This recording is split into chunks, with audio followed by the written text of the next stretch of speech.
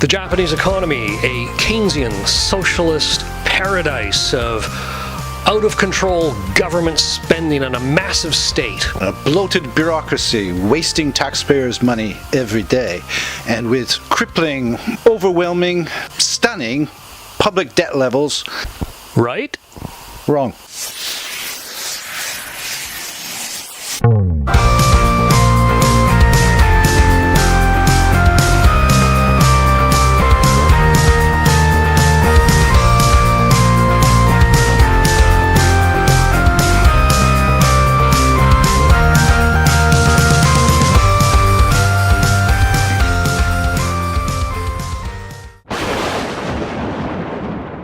Scott and I were very delighted to see an article just recently in Eurobiz Japan, the magazine of the EBC, the European Business Council, and the magazine was also carried on the Japan Today website.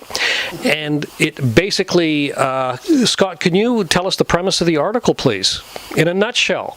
Well, the premise of the article is that a lot of the standard media perceptions of Japan are, in fact, not backed up by the relevant data. You're talking specifically about the size of the government, the bureaucracy. Mm-hmm. The size of the bureaucracy in terms of the number of workers, and I think you have these figures available, and in terms of actual employment in government, Japan is much, much lower than many, many other countries, or all other countries.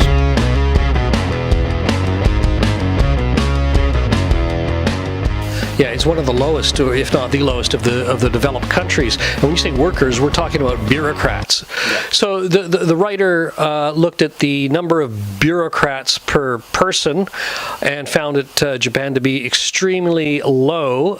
Now, the other set of numbers that we learned about in the article were...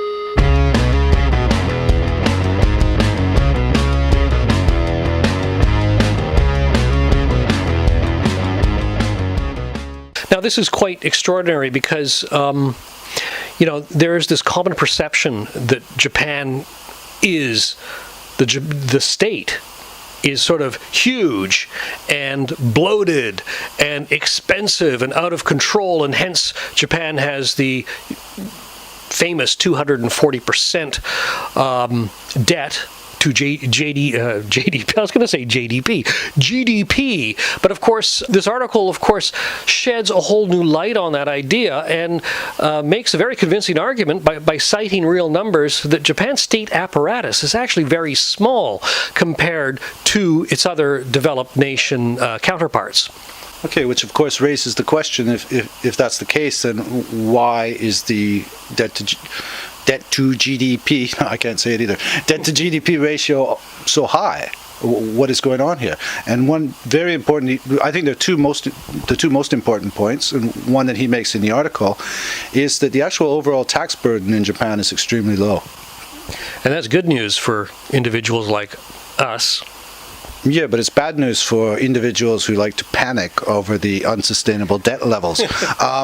Basically, what this means is that money that would, in other countries, the spending that would be taxed away through income taxes, and that thus reducing the debt, is basically sitting in savings accounts. And what those savings accounts do and what those banks do with the money is buy government bonds, which was the debt that people are complaining about.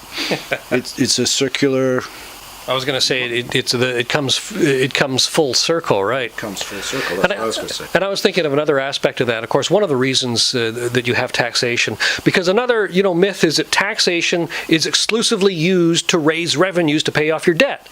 Now, that is possible one of the reasons, but another reason is inequality, to rebalance the inequalities that exist in the society. And of course, Japan has other levers or other mechanisms that ensure fairly good, fairly equitable distribution of income. Right, Scott? I guess so. we didn't rehearse that one. I just threw that one at you. Yeah. What are you referring to here? Well, we were talking about the tax burden.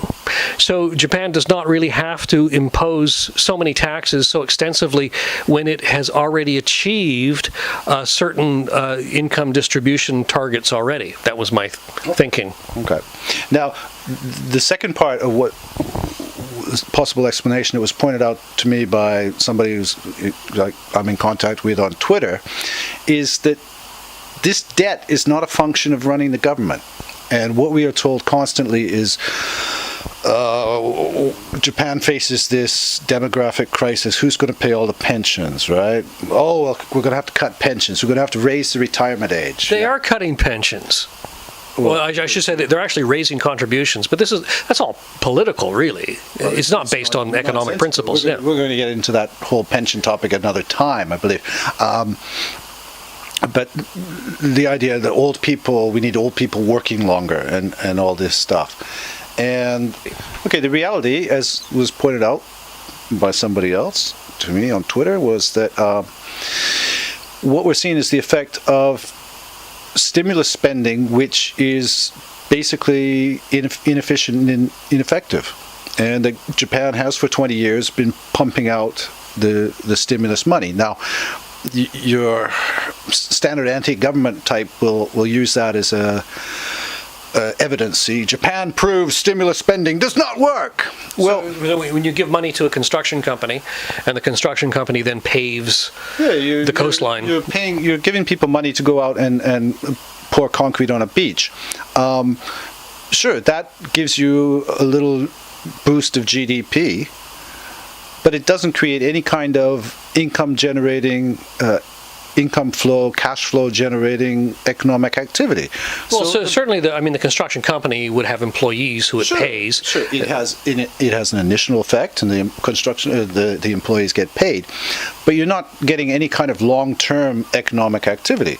Eventually, that money again is going to go and sit in a bank, where it will be matched up with the government bond, instead of creating some kind of activity where people are generating income and you're getting income taxes coming through that, or people are spending their money on this activity and you're generating the consumption tax, which, forget about the fact consumption tax is a stupid idea. It still is returning that money to the government, and it's retiring the debt. Tell us a good example, or tell us an example of good stimulus spending then.